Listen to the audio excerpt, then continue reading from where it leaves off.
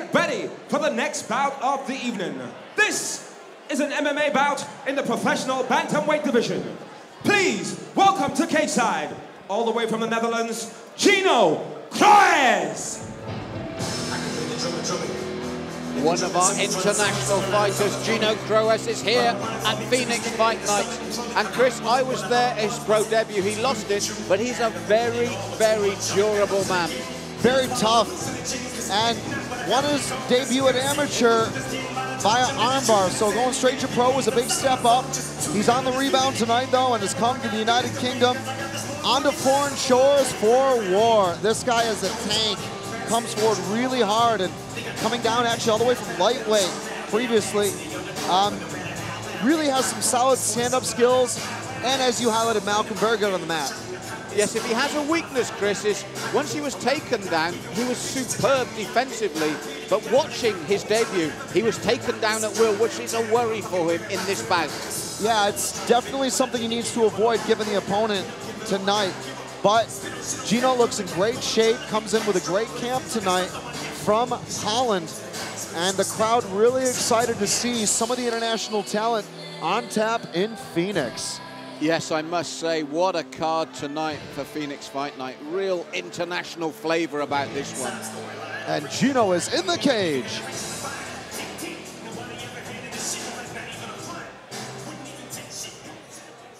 And his opponent, please welcome to cage side, Damo, Weeden. Well, you hear the response for Damo, Weeden, the Phoenix fighter. And as we mentioned about Gino Kroes, one of the things that excites me about this, Chris, is if you look at the way Damo wins his fights, and yet I thought Gino was very good technically as a stand-up fighter. So this could stay up much longer than we think. The Yeti, the man otherwise known as Damo Weeden, every one of those wins by a TKO, Malcolm. And he's come down from being a very small featherweight, so just like Gino has come down a weight class over the time and is really feeling good, really catching his stride. The talk of the locker room being he's had an excellent training camp, in great shape, and he's going to look to push the pace early, which makes for an exciting matchup against Gino here in Phoenix and Thorman.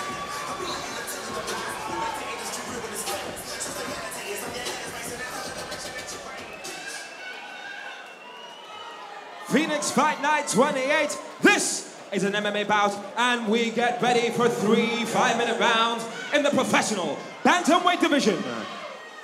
Introducing first, fighting out of the blue corner. He weighed in at 61 kilograms and represents Kops gym.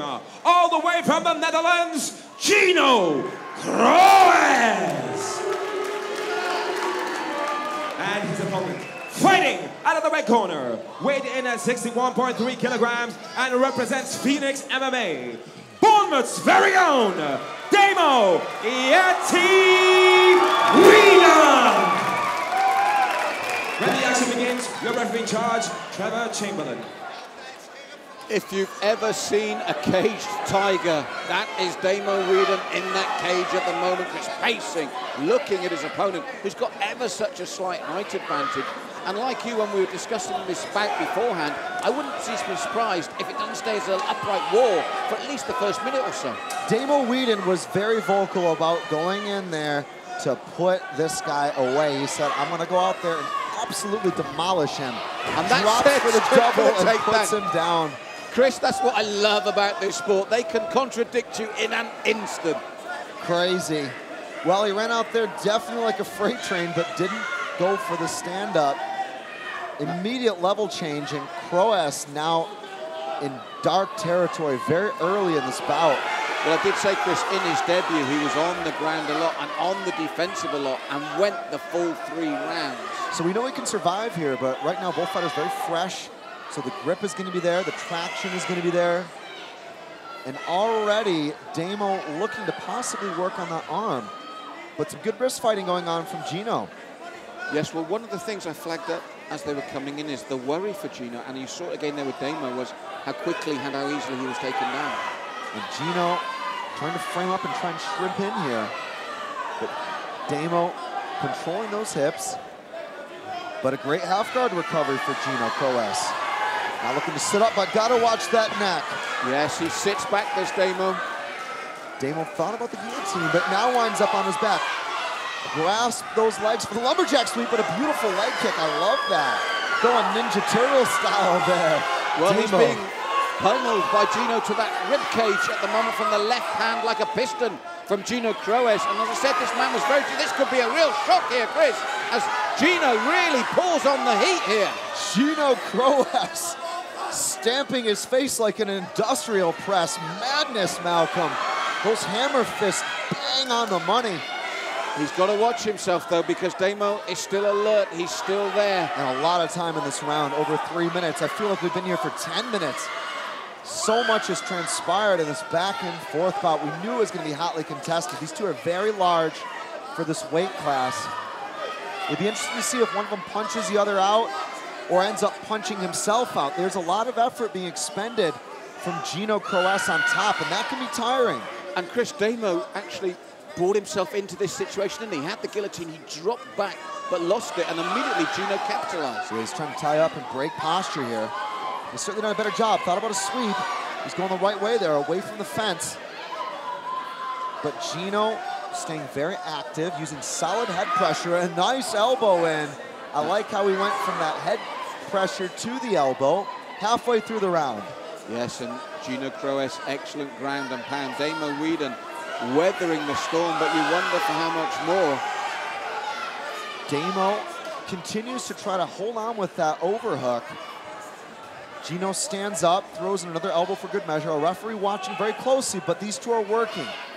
And Gino's done a great job of controlling Damo and again using those hammer fists. And it's that right hand that's the danger, and obviously Damo has to change tactic there, Chris, because that right hand has landed on numerous occasions in this opening round.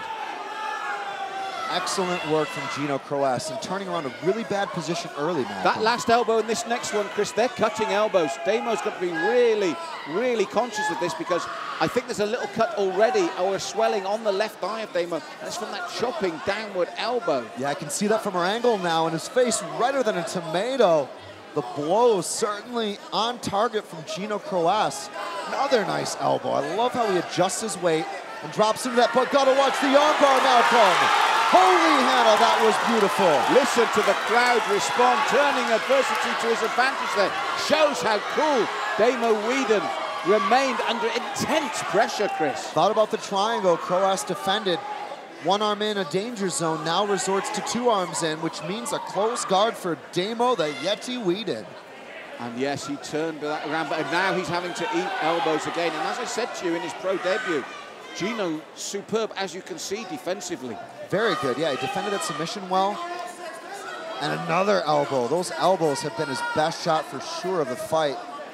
Well, Chris, we've seen before, it doesn't matter how technical you are, how competent you are, how well you can defend. If that eye is split open from an elbow, that can end the fight. The elbow opens you up like you're opening up a zip. And that eye is being, as the bruising comes up, the skin tightens. These are dangerous, dangerous times for Damo. Damo Weeden continuing to work that guard. You can see him holding on to an arm at times. Difficult to maneuver against the fence. Spins for the arm lock, doesn't find it. Nice up kick, though. And back to close guard. What a struggle. Less than 10 seconds on the clock here.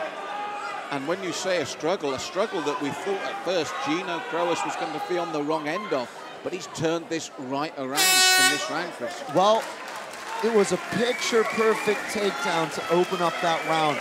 About as clean of a level change as it gets. Got all the way underneath the hips and took him straight down. Gino was in a bad position. He recovered, got back to his feet, and ended up putting Damo on his back. And Malcolm, there was some great work going on there. That was from the guillotine attempt by Damo, wasn't he? He almost brought himself on his back. But one of the things I want to ask you, Chris, is from there, defensively, Damo, what would he have to do to stop soaking up those elbows? As you said, he tried to trap the right arm, but whenever Gino got an arm free, the elbows came raining down. Well, there was so much positional control going on from Gino Kroes, the way he used his head, the way he mixed in punches and control, elbows and control. He never resorted too much to one tactic, so it really disallowed Damo the ability to counter and really made him think twice about everything he was doing. It was not really what Damo did wrong so much, it was what Gino did so well. Damo needs to avoid being put on his back against the fence and having his hip shut down like that. Let's see how it starts off in round two. They'll be back on their toes. Now the good thing for Damo Weeden is we can see very clearly now it's swelling, but there's no cut yet on that left eye. The corner's done a good job. It's swollen but not broken. Oh, and a big right hand and left, and suddenly Gino is rocked. Now he responds, but man, what a start to the second round. What a different start. Before he drops down for the double leg, and we're going for a big, big slam here, Chris. Here we go. What a change of pace for Damo Weeden, and listen to that crowd respond. Like a dump truck, slamming him to the mat. Beautiful work from Damo the Yeti. Slamming those left hooks home. This could be all over, Chris. This could be all over. Suddenly, Gino, after being so confident, he must have been so confident after the opening round. Now he's been forced to give up his back. And that neck goes into a really bad position. Full figure for the rear naked choke over top for Damo. What a turnaround, Chris. We felt that he was on the wrong end of the first round. We were talking about what he had to do. He didn't need us to tell him. Talk me through that, the way he just turned it around here at the beginning of the second. Absolutely crazy. Landing some huge shots. I would say those shots he landed in the opening part of the round were game-changing. He hit Gino so hard.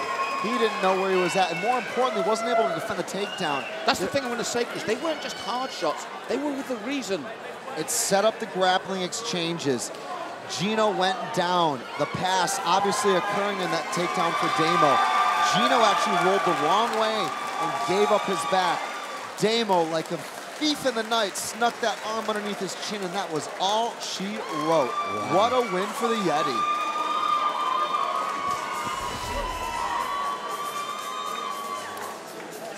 Ladies and gentlemen, round of applause for both fighters. Come on!